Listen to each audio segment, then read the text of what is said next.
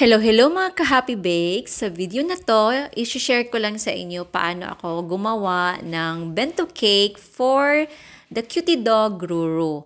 So ito po ay maliit na cake. Size po niya ay 4 by 2.5 inches. Ito po ay Choco Moist cake. Tapos yung filling niya ay yung yemay frosting naman. Tapos yung ginamit kong frosting pag-coat na cake ay again yung paborito kong Whip It. Tapos, nilagyan ko lang ito ng konting cream cheese at saka condensed milk para mag-enhance yung lasa. Ngayon, yung pagkakagawa ko sa mukha ni Ruru, kasi yung customer ko gusto niya kasi yung mukha ni Ruru ilagay sa top ng cake.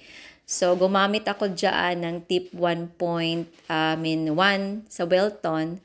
Tapos, ganyan, ginuhit ko yung mata, yung ilong, tapos yung dila niya.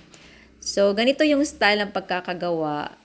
I hope at least kahit papaano, yung mukha naman ni Ruru ay almost the same dito sa ginawa kong cutie dog face on top of the cake. Tapos, sinulat ko naman yung greetings niya. Pinapalagay dito na Happy Second Birthday, Ruru.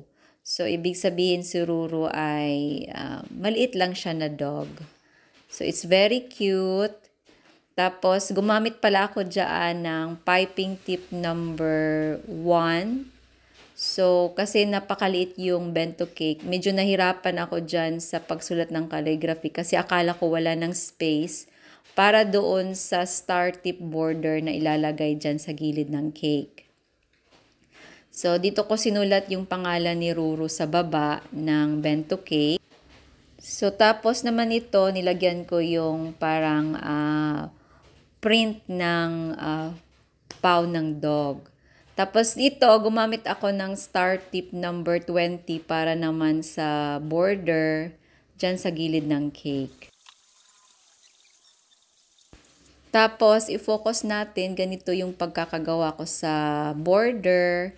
So, yung paghawak talaga natin sa piping bag ay nagka-create ng pressure at consistency. So, ito yung clamshell na nilagyan ko ng bento cake. So, maliit lang talaga siya. Very cute. At saka ang bento cake kasi ideal siya for gift giving din. So, ito na po yung finished product. At nagustuhan naman po ni Ma'am Mariel yung order niya. Thank you po sa panonood.